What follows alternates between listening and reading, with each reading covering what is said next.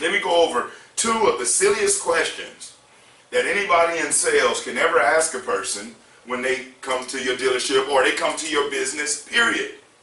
Number one, when the person comes in and the salesperson says, "Can I help you?" That is a silly question. You're hired to help them.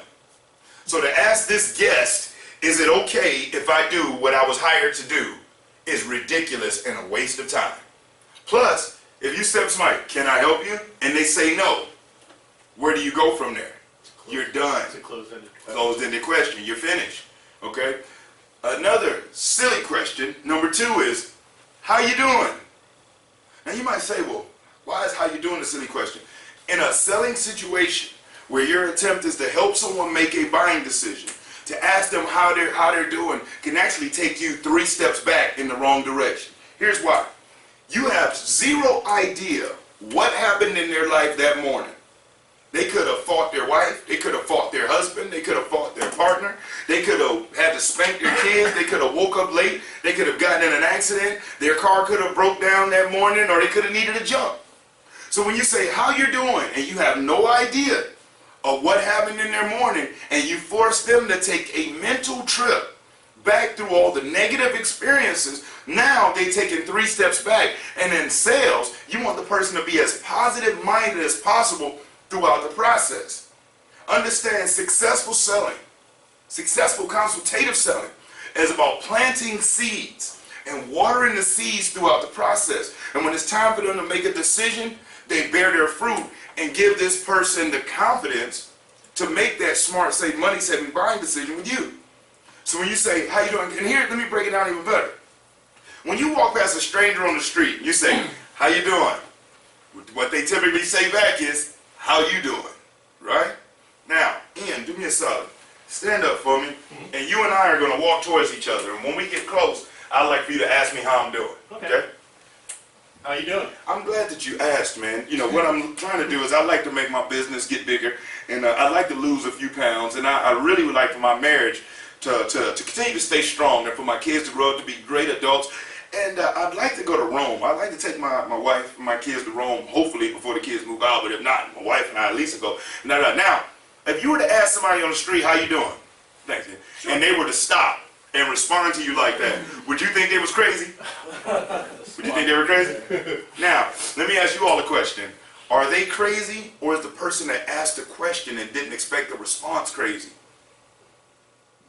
Think about it now. See, that's what I'm saying. It's about changing your perspective. We are in a society to where we ask each other questions, and if somebody actually answers it, they're crazy. Even though we ask this person, "How are you doing?" But when they tell us, they're crazy. And every single group I've ever trained all answered like y'all, so don't feel bad. Everybody says, "Oh yeah, they're crazy in the mud." No. We have conditioned ourselves in this society that certain questions are not worthy of a response. And when you're helping somebody buy, every question you ask should be leading you down a path of gaining more information so you can help this person, so you can fully understand what's going on, what the problem is, where the pain is, or what the amplitude of the need is. Okay? So when you ask somebody, "How you doing?" how many of you have ever seen somebody or greeted them in the morning and you say, "Hey, how you doing this morning?" They're like, "Oh, I'm here, case of the Mondays or case of the Wednesdays, or I've been better or I've been worse," and you're like, "Man, I wish I would have never said crap to you." Same exact thing. So to ask somebody "how you doing" when they show up, it doesn't help you. It doesn't make them feel like they need to answer that, because as you all just said in here, if somebody asked you "how you doing," you're not going to really tell them, because you don't believe that's what it meant. You thought it was just a polite greeting, and we're more similar than we are different. Little things mean a lot in sales. Things that to you might say, "Man, that seems insignificant," but when you really think about what I just said with the whole "how you doing" thing, you run the risk of this person having a bad morning, and they're not going to give you any information. Okay? When people are getting ready to go to the dealership to buy, they're excited about seeing themselves in that vehicle, but they dread having to come in and deal with that salesperson. They dread it. When they're getting up to get dressed to come to the dealership, they're putting on their fatigue pants, putting their feet in some steel-toe boots, putting on their fatigue shirt and jacket. They got their gun belt on. They got 2 bankers on this side, 3 lawyers on this side, all ready to come to business with the big bad car salesman, right? Okay? But our responsibility is to change the paradigm, change the way the general public thinks. Okay? These people that are in this business, they're good people. They're hardworking people. They all passed the criminal background check. They all cleared drug tests.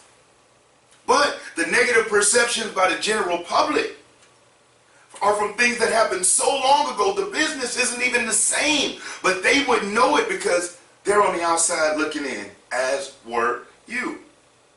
Okay? So understand that our responsibility when we're initially greeting these people is to make sure we stand out and we do things that we know. If they go to 10 other dealerships, 10 other people aren't doing what it is that we're doing. Okay? That's what it's about. Because they've been out to store dealerships just like you. And they base their perception, they base their expectations off of their experiences from the other places. Okay? Now, remember, people hate to be sold, but they love to buy. And you say, well, what is an example of that? Person comes in and there's Buicks out front. And let's just say that there's a Sierra that is on sale, right? But there's a spiff on one of the trucks out there. What a spiff is an opportunity to make abnormal amounts of commission off someone buying a particular vehicle. So they say, look, anybody that sells this brown truck makes $1,500 if anybody buys this. You make $1,500 flat. So the person comes in and says, hey, I'm interested in that Sierra. And you say, you know what, those are nice, but have you ever thought about getting yourself a pickup truck? You know, these are really awesome. Now, they asked for this, but you want to show them this. What you're doing is you're selling them. You're not helping them buy. Okay? And even if the truck would be a better option for them, okay, you have to give them a reason to listen to your expertise. And the rule of thumb is this: people don't care how much you know until they know how much you care. I'll repeat that. People don't care how much you know until they know how much you care. Okay? And that is a fact. Which means that if you want them to listen to you, what should you do first? Listen to them. It's just like when you're in a relationship. Okay? When you're in a relationship and all you want to do is overtalk the other person, have things your way, never listen to what they have to say, is that person going to probably stay, or is there a good chance of them leaving? Good chance of them leaving, right? Now imagine if that's someone you're in a relationship with, someone who does or at one point cared about you or loved you. Imagine the commitment that this stranger has to you that comes in and you give them the same exact experience.